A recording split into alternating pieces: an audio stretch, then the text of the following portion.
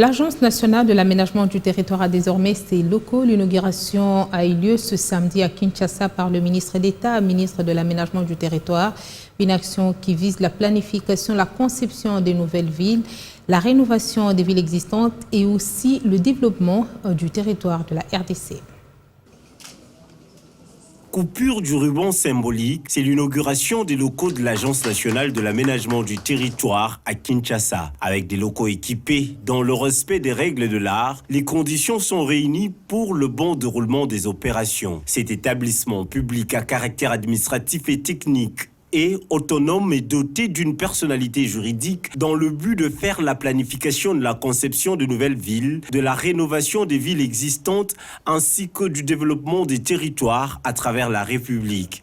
Inauguré par Guy Loando, ministre d'État en charge de l'aménagement du territoire, dans le souci également de financer des projets dans ce secteur, ainsi que le suivi de leur exécution financière pour une décentralisation dans les normes voulues par le chef de l'État. Le ministère de l'aménagement du territoire est en pleine réforme et le programme d'appui à la réforme de l'aménagement du territoire, piloté par le programme des Nations Unies pour le développement obtenu dans cycle, sur financement du CAFI, l'initiative de protection des forêts de l'Afrique centrale, a permis entre autres l'élaboration de la politique nationale d'aménagement du territoire, dont la mise en œuvre, grâce au financement du gouvernement central, a autorisé expressément sa mise en œuvre et sa vulgarisation dans plusieurs provinces de la République. Le rétablissement de l'autorité de l'État passe aussi par l'aménagement du territoire qui figure dans les actions prioritaires du gouvernement central. L'aménagement du territoire figure parmi les objectifs les plus principaux de l'action gouvernementale.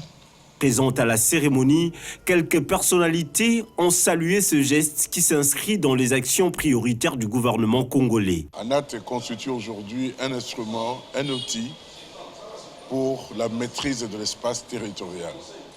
On ne pouvait pas s'imaginer que depuis que nous avons eu la souveraineté internationale et que jusqu'à aujourd'hui, on n'arrive pas à avoir la cartographie de notre pays. Je crois qu'à travers ce service, à travers cet outil, nous pouvons arriver maintenant avec le ministère de pouvoir situer et organiser notre territoire. L'Agence nationale de l'aménagement du territoire est composée d'un conseil d'administration, d'une direction générale et d'un collège des commissaires aux comptes. Le ministre des tutelles a invité les usagers de ces locaux à en faire bon usage.